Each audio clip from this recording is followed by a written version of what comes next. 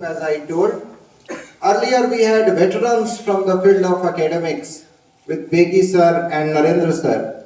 Now we are going to have a relatively younger population of panelists, with two of them being my senior colleagues from Rajiv Gandhi Central University itself. And since both the senior panelists have highlighted the critical significance of education, so it is my privilege to proceed with the education department first. And to proceed with that, it is my honor again to introduce our third panelist for the day, Dr. Chintal Sankar sir. Sir is the Associate Professor in Department of Education, Rajiv Gandhi University. Sir has previously also served at NCERT Regional Institute of Education, Bhopal. Sir holds a UGC NET and Junior Research Fellowship in Education. He has currently more than 40 research publications in journals of global repute. He has over 30 PG dissertations and is currently supervising doctoral thesis, reaching to their conclusions. Sir is currently also associated with reputed and credible institutions as a resource person. And to mention a few, he is currently associated with ICSSR, SCERT, NIOS, IGNU, and ISSE. On this note, I hand over the sir to highlight his thoughts for next 10 odd minutes about the significance of empowered Indians for Vikshit Bharat. Respected His Excellency, Honorable Governor Sir, respected Honorable Vice Chancellor Sirs, respected panel members, and most respected the multi-minded intellectuals. I count myself fortunate to be here to elicit out my perspectives on empowered Indians. Being a teacher educator, I feel empowering teachers lead to empowering individuals. If teachers are not empowered, then it is not possible for us to expect the empowering Indians. When I would like to talk about empower, I would like to take this word in two perspectives. One is socio-political perspective, another one is educational perspective. Let me talk about the empower in educational perspective. Educationally, empower means to make someone strong, to make someone self-confident enough. That is what educational perspective. And secondly, when we come to the socio-political perspective, empower means to give someone authority, to give someone a power to do something for the betterment, for the welfare of the society. But being an educator, teacher educator, I would like to focus on the former one, that is educational perspective of empower, that is to make ourselves strong enough, to make ourselves strong, confident in doing things. Dear multi-minded intellectuals, the teachers are the specifically learning specialists. They are the knowledgeable people and they can use the research-based evidence to connect with the principles of teaching in teaching learning process. My idea to talk about this empowerment in terms of 4 elements I added.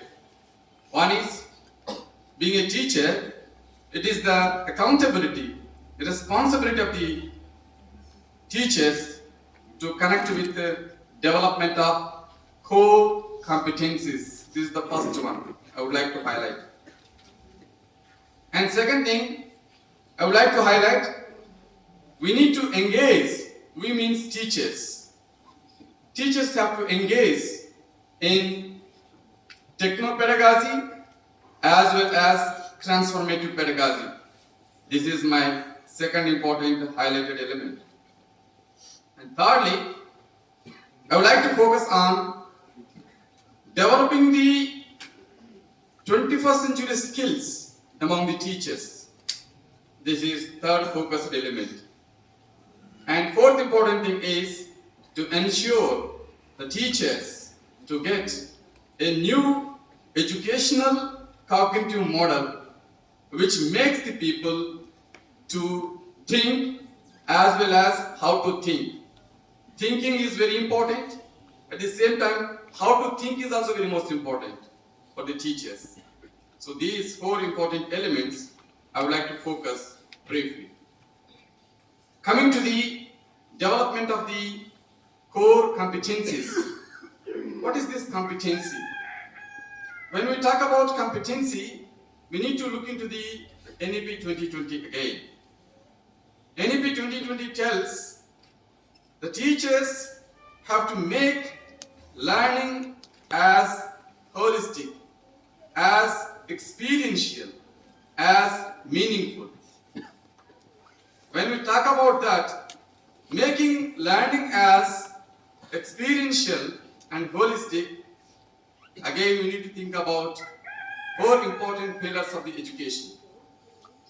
The policy tells that learning to know, learning to do, learning to be, and learning to live together, these four are very, very most important for each and everyone, irrespective of gender, irrespective of and so on.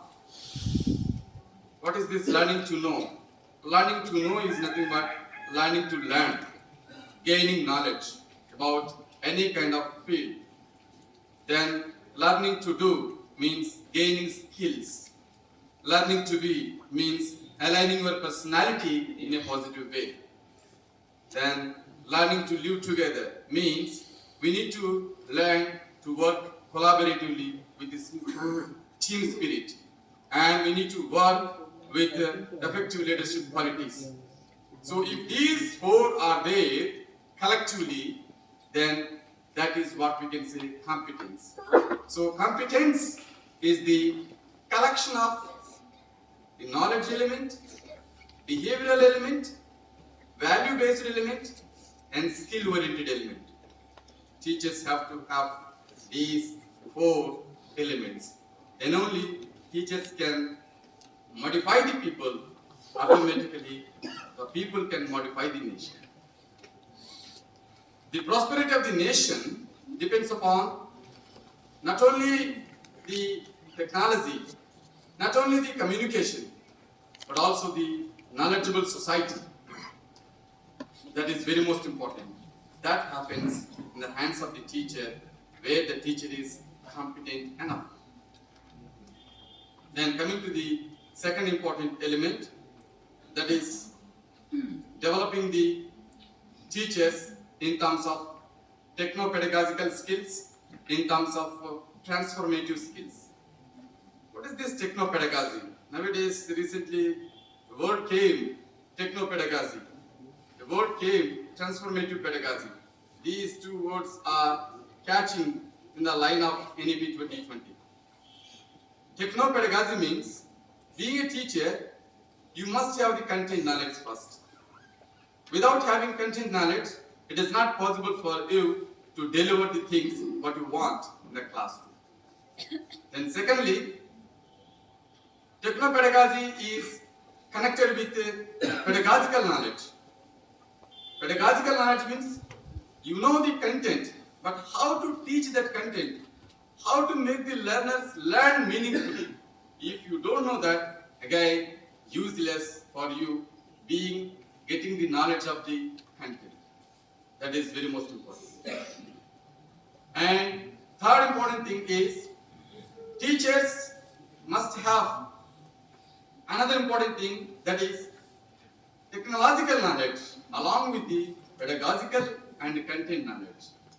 if teachers possess these technological knowledge, that is digital competence, along with the pedagogical and content knowledge, automatically teachers can mold the students according to their ideas.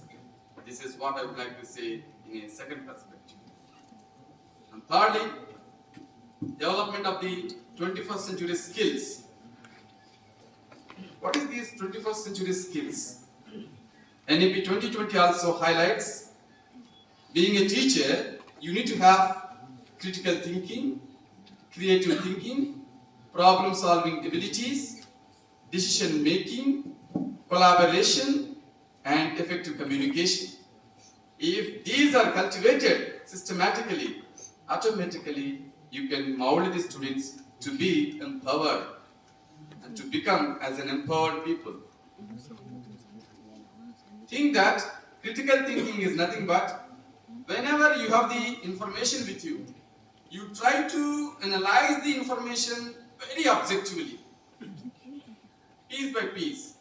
That is what critical thinking. Creative thinking means, if I ask 2 plus 2, then automatically we can say 4. No.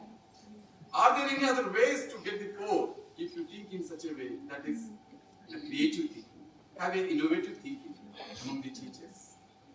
Then, problem solving is nothing but solving the problem. Problem solving is a kind of ability or a capability of the teacher to identify the relevant information and to discard the irrelevant information and to include the set of information which is very, very most important for the development of the nation. That is what we can say problem solving. And at the same time, collaboration, ability to work along with the people effectively, with the effective communication. If these things are developed gradually among the teachers, definitely teachers can empower the nation. A last important thing, teachers must ensure a new educational cognitive model. That means, whenever teacher is teaching in the classroom, teacher has to think in 2 processes. One is knowledge process and another one is cognitive process. Knowledge process means, being a teacher, you need to provide a kind of factual knowledge, a kind of conceptual knowledge, a kind of procedural knowledge. At the same time, you need to provide a kind of metacognitive knowledge among the students.